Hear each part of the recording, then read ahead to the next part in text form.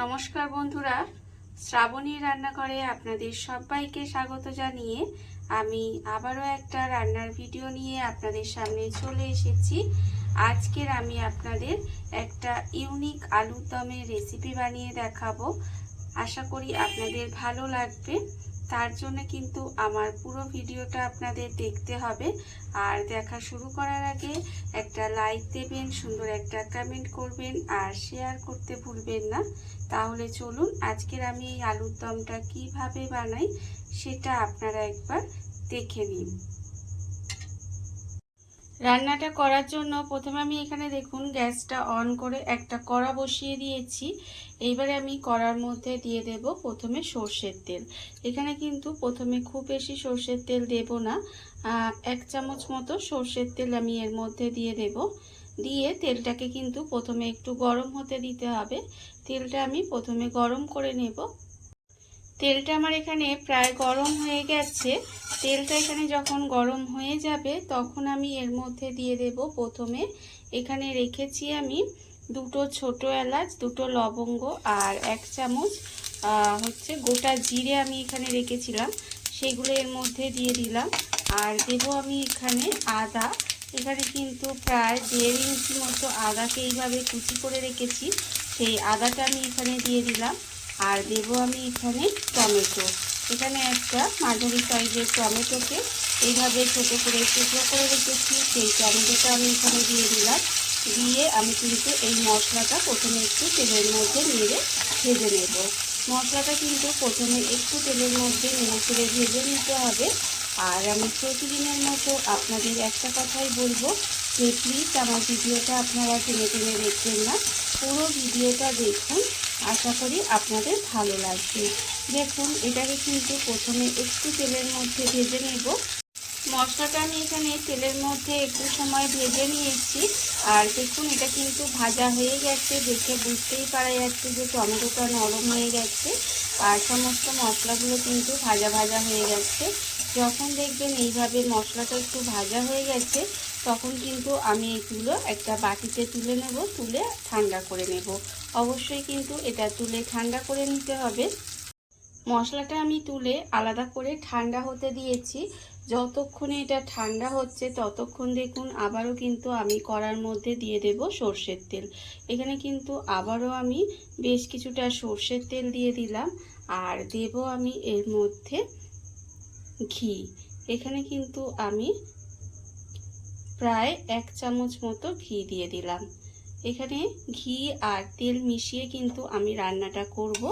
আপনারা চাইলে শুধু তেল দিয়েও করতে পারেন বা শুধু ঘিয়েও রান্নাটা করতে পারেন, তাতেও কিন্তু খেতে ভীষণ ভালো লাগে। দেখুন তেল আর ঘিটা কিন্তু এখানে এবার গরম করে নিতে হবে। যখন দেখবেন এইভাবে তেল আর ঘিটা খুব ভালোভাবে গরম হয়ে যাবে তখন কিন্তু আমি এর মধ্যে দিয়ে দেব আলু। এখানে কিন্তু এইভাবে আলুগুলোকে ডুমো ডুমো করে একটু বড় করে কেটে রেখেছি, সেই আলুগুলো কিন্তু আমি এর মধ্যে দিয়ে দেব। সমস্ত আলুগুলো কিন্তু আমি এর মধ্যে প্রথমে দিয়ে নেব। আর আমার নতুন বন্ধু, পুরনো বন্ধু সবাইকেই বলি আমার তরফ থেকে অনেক অনেক ভালোবাসা। আর পুরনো বন্ধুদের বলছি আমার পাশে এইভাবে থেকে দেওয়ার জন্য আপনাদের অসংখ্য অসংখ্য ধন্যবাদ।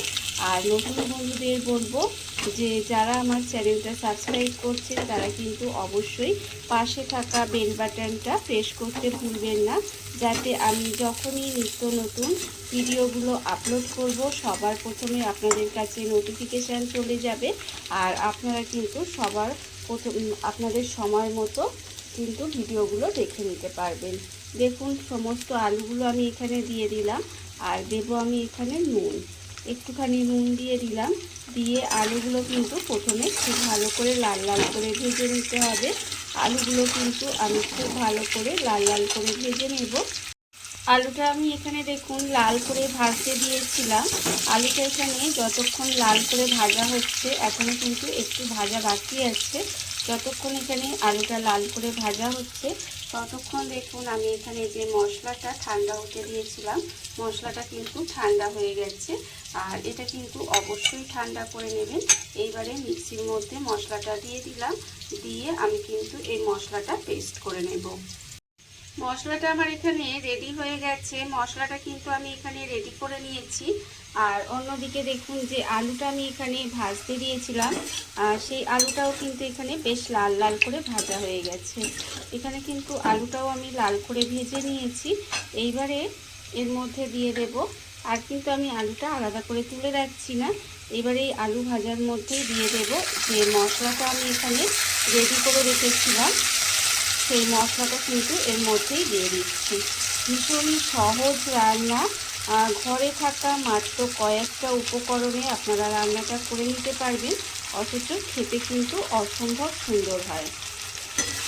দেখুন আপনারা তো অনেক রকমভাবে, এটা আমি কী বানাচ্ছি বলুন তো, এটা আমি বানাচ্ছি আলুর দম। আপনারা তো একই রকমভাবে বা অনেক রকমভাবে আপনারা আলুর দম বানিয়ে খেয়েছেন। একবার এইভাবে আলুর দমটা বানিয়ে দেখবেন, খেতে কিন্তু অসাধারণ লাগে। বাড়িতে থাকা নামমাত্র কয়েকটা উপকরণ দিয়ে রান্নাটা হয়ে যায়, অথচ খেতে কিন্তু ভীষণ সুন্দর হয়। আর নিরামিষভাবে আলুর দমটা বানাচ্ছি, এটা আপনারা যে কোনো নিরামিষ দিনে বা এমনি দিনেও কিন্তু বাড়িতে বানিয়ে দেখতে পারেন। দেখুন আমি এখানে মশলাটা দিয়ে দিলাম। আলুর মধ্যে মশলাটা দিয়ে কিন্তু এইবারে একটু সময় 2 মিনিট মতো এইভাবে একটু রান্না করে নেব।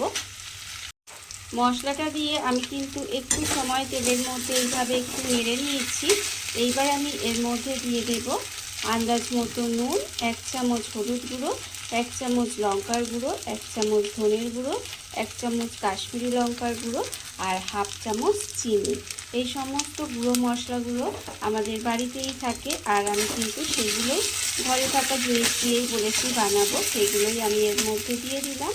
আর দেবো আমি এখানে, যেহেতু গুঁড়ো মশলা দিয়েছি তাই অল্প একটু জল দিয়ে দিলাম। জল দিয়ে এবারে মশলাটাকে খুব ভালোভাবে কষিয়ে নেব।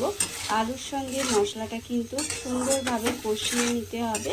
দেখুন এইভাবে কিন্তু একটু সময় কষিয়ে নেব, মানে যতক্ষণ না তেলটা ছেড়ে দিচ্ছে ততক্ষণ কিন্তু খুব ভালোভাবে কষিয়ে নিতে হবে। আর এতক্ষণ পর্যন্ত যারা আমার ভিডিওটা দেখছেন অথচ একটা লাইক দিতে ভুলে গেছেন, তাদেরকে বলছি প্লিজ একটা লাইক দিয়ে দেবেন। দেখুন আমি কিন্তু ভালোভাবে মশলাটা কষিয়ে নিয়ে তারপরে আবারও আপনাদের সামনে ফেরত আসছি। মশলা কিন্তু আমার এখানে খুব ভালোভাবে কষানো হয়ে গেছে। মশলা থেকে কিন্তু তেলটাও ছেড়ে দিয়েছে। যখন দেখবেন এইভাবে ভালো করে মশলাটা সুন্দর করে কষানো হয়ে গেছে, তখন কিন্তু আমি এর মধ্যে দিয়ে দেব দুধ। এখানে কিন্তু দুধটা আমি আগে থেকে জাল দিয়ে ঠান্ডা করে রেখেছি, সেই দুধটা কিন্তু এর মধ্যে দিয়ে দিলাম। আর দুধের বাটিটা ধুয়ে আমি এখানে একটু মিক্সিটা ধুয়ে মশলাগুলো জল রেখেছিলাম, সেইটাই দুধের বাটিটা ধুয়ে আমি আর একটু জল দিয়ে দিলাম। দেখুন এখানে কিন্তু আর একটু জলও আমি এর মধ্যে দিয়ে দিলাম। দিয়ে এবার এটাকে খুব ভালোভাবে মিশিয়ে নেব। মিশিয়ে নিয়ে এবারে গ্যাসটাকে লোতে দিয়ে এইভাবে ঢাকা দিয়ে কিছু সময় রান্না হতে দেব, যাতে আলুটা খুব ভালোভাবে সেদ্ধ হয়ে যায়। আলুটা কিন্তু তেলের মধ্যে ভেজে কিছুটা সেদ্ধ হয়েই গেছে, প্রায় 50% মতো কিন্তু সেদ্ধ হয়ে গেছে, কিন্তু এখনও যেটুকু সেদ্ধ হওয়া বাকি আছে। এইভাবে কিন্তু গ্যাসটা লোতে দিয়ে একদম ঢাকা দিয়ে রান্না করে নেব, যাতে আলুটা খুব ভালোভাবে সেদ্ধ হয়ে যায়। গ্যাসটাকে লোতে দিয়ে এইভাবে ঢাকা দিয়ে কিন্তু আমি বেশ কিছুক্ষণ রান্না হতে দিয়েছিলাম। এর ফলে দেখুন আলুগুলো কিন্তু সুন্দরভাবে সেদ্ধ হয়ে গেছে। আপনাদের দেখাচ্ছি, দেখুন একদম সুন্দর করে আলুগুলো কিন্তু সেদ্ধ হয়ে গেছে। আর কিন্তু আমি এর মধ্যে কোনো রকম মশলা দেব না। দেখুন একদম সুন্দর করে কিন্তু আমার আলুর দম রেডি হয়ে গেছে। এইভাবে আপনারা কিন্তু কোনোদিনও একদিন হলেও বাড়িতে বানিয়ে দেখবেন, আশা করি আপনাদের ভালো লাগবে। দেখুন আমার কিন্তু আলুর দম রেডি। এইবারে আমি গ্যাসটা অফ করে দেব আর আপনাদের পরিবেশন করে দেখাবো ঠিক কেমন হলো। দেখুন বন্ধুরা, বাড়িতে থাকা কত অল্প উপকরণে কত অল্প সময় কত সুন্দর একটা ইউনিক আলুর দমের রেসিপি তৈরি হয়ে গেছে, আপনারা দেখতেই পেলেন। আর এটা কিন্তু খেতে অসম্ভব সুন্দর হয়। এইভাবে আপনারাও কিন্তু একদিন হলেও বাড়িতে বানিয়ে দেখতে পারেন।